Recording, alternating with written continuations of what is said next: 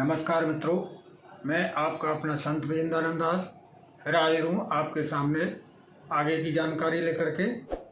पिछले वीडियो में हमने बात करी थी जीवित भोजन कैसा होता है,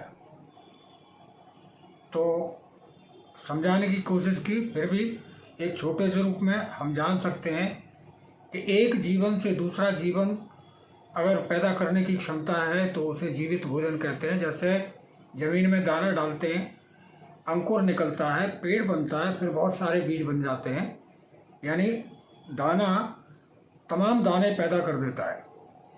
ऐसे ही पेड़ों के बीज तमाम पेड़ों के बीज पैदा कर देते हैं, क्योंकि उनमें पेड़ निकलेगा, फल निकलेगा, बीज आएंगे।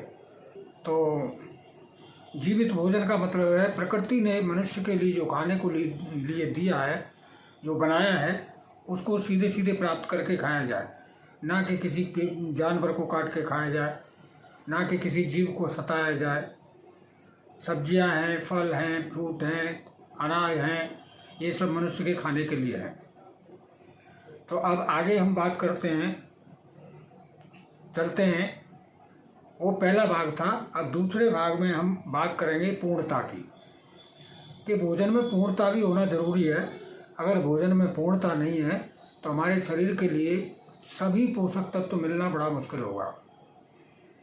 प्रकृति ने हमारे शरीर को 70% पानी से, मतलब 70% पानी और 30% सॉलिड शरीर में है, जो हड्डी, मांस, मज्जा के रूप में है। तो उसको भोजन भी उसी तरीके का चाहिए। अब हम सूखा अनाज ही अनाज खाएंगे तब भी हमारा शरीर बेकार होगा, क्योंकि वो तो उसको 30% चाहिए, उसको 70% पानी चाहिए। तो एक बैलेंस चाहिए हमको भोजन में, कि उसमें लिक्विड भी हो, सॉलिड भी हो और भरपूर पोषक तत्व भी हों, जिससे हमारे शरीर में किसी भी पोषक तत्व की कमी ना हो सके। तो उसके लिए हमें 30% अनाज लेना होगा और 70% में आप ले सकते हैं सब्जियां और फ्रूट। तो हमारा भोजन पूर्णता को जाता है।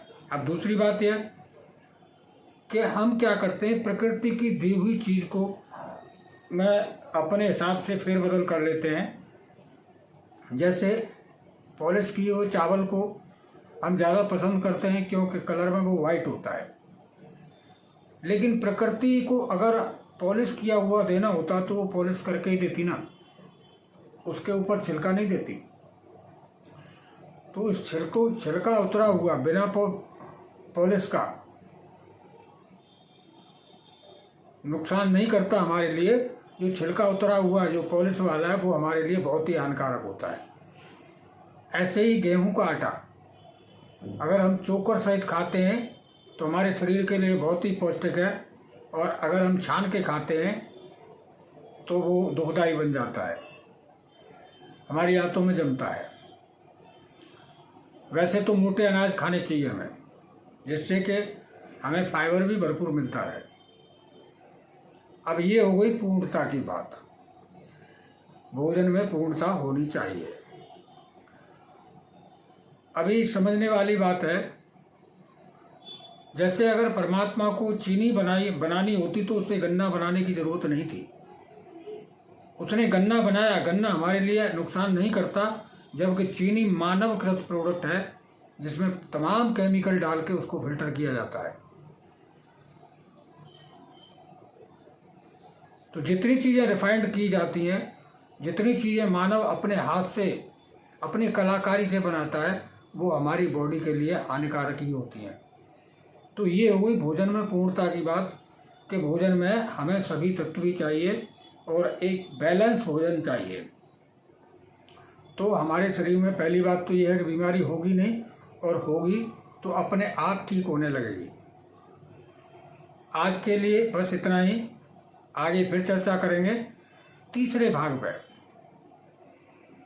अगली वीडियो में तीसरे भाग पे बात करेंगे, क्योंकि प्राकृतिक भोजन के 4 भाग बताए थे। आज ये दूसरा है, एक हम बता चुके हैं, तीसरे पे अगली वीडियो में बात करेंगे। और तीसरे भाग का नाम होगा शुद्ध शाकाहारी यानी प्लांट बेस्ड।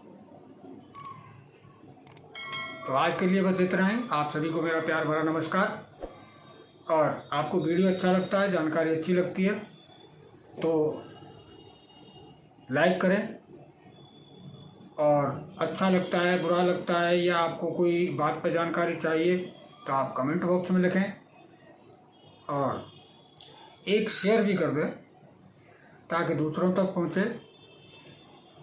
अगर आप इतना ही करते हो तो हमारा मनोबल बढ़ता है और हम अच्छी अच्छी जानकारी आपके लिए लेके आते हैं।